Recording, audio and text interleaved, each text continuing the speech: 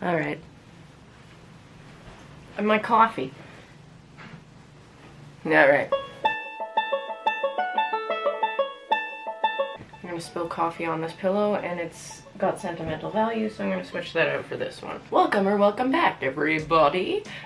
This is a video that has no plan, no rhyme, no reason. I was watching a video. I enjoy watching birth stories on YouTube. The end of this birth video, it didn't leave a bad taste in my mouth, but it left me feeling kind of gross, and it prompted me to make this video. I just don't want to have a parasocial relationship with your infant. And sometimes in videos I see parents encouraging that. In this instance, it was somebody that, and this is just me expressing a feeling that I had. It doesn't even mean anything. I will continue to watch this creator's videos, and I didn't dislike the video that I saw. And I do not dislike the fact that they are talking about their child on the internet, but it was thought-provoking.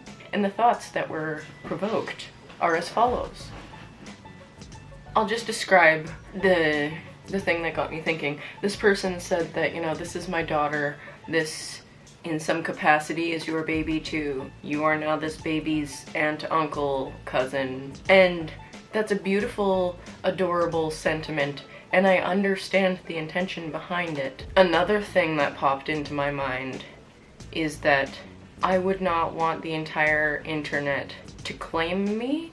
I wouldn't want to grow up and then find out that I have been...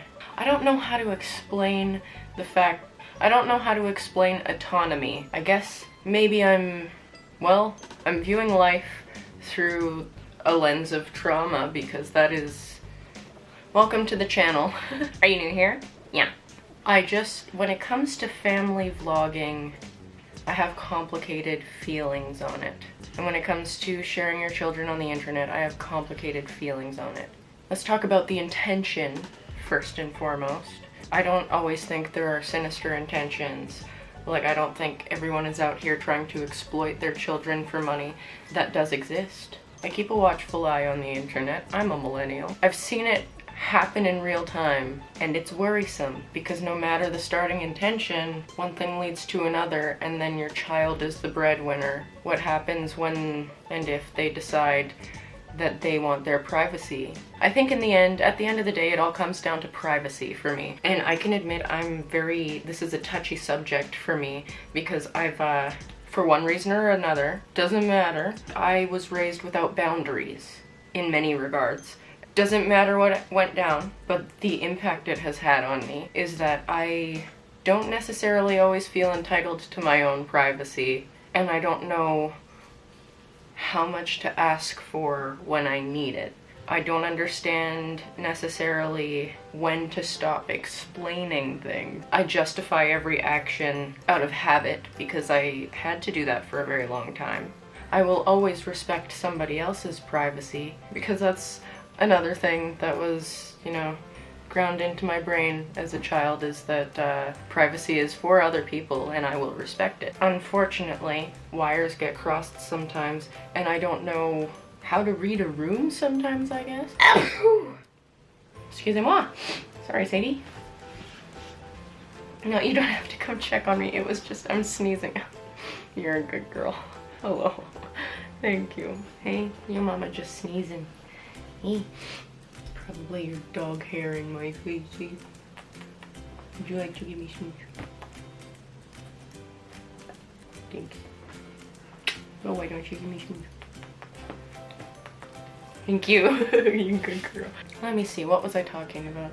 I just wonder what the consequences may be when these children grow up and find out that everybody that they go to school with has seen their family photos and there's potential.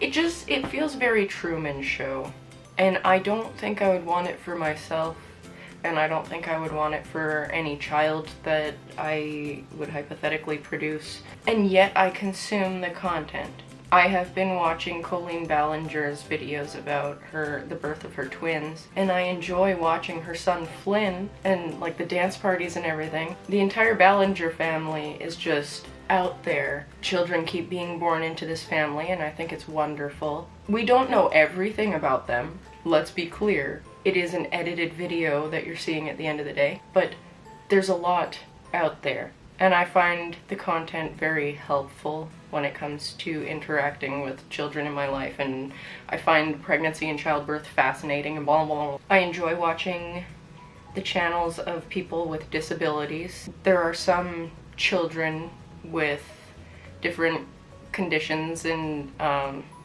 disabilities, I literally just said the word, that I do enjoy watching and learning from. Another fact, just as true, is that many of these children are not yet old enough to consent to putting all of that out there.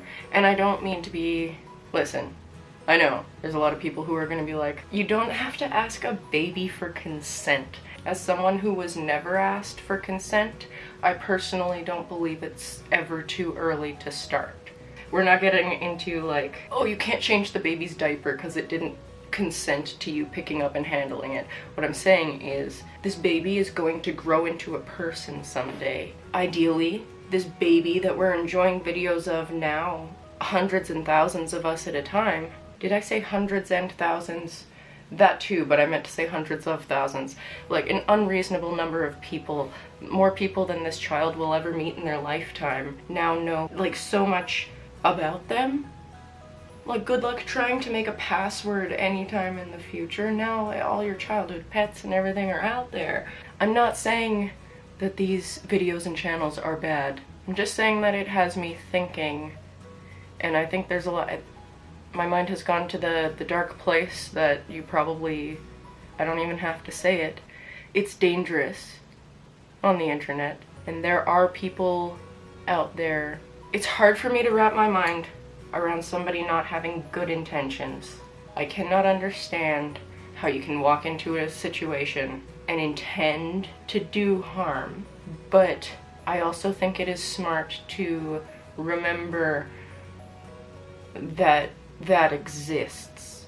And it doesn't matter if you're posting running through the sprinkler or fully clothed having a dance party. The danger in question knows no limits. There have been a number of people in my life, some that I have known as an adult, who have been found out as holding this kind of danger in their heart for some reason or another. And I think, what is the cost of the parasocial relationship that we are forming with children that we will hopefully never meet? Because I can't admit that.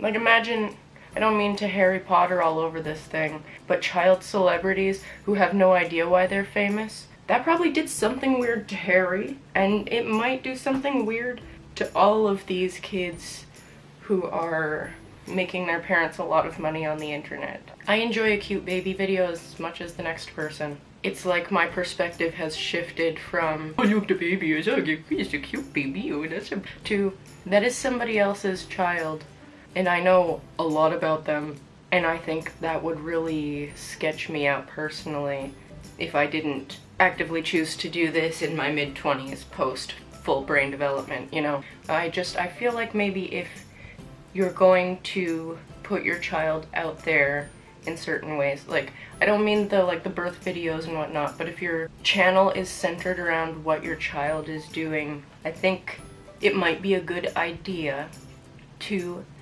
assess. Something I do with myself quite often that applies strongly to this situation is assessing my intentions, because I get triggered a lot.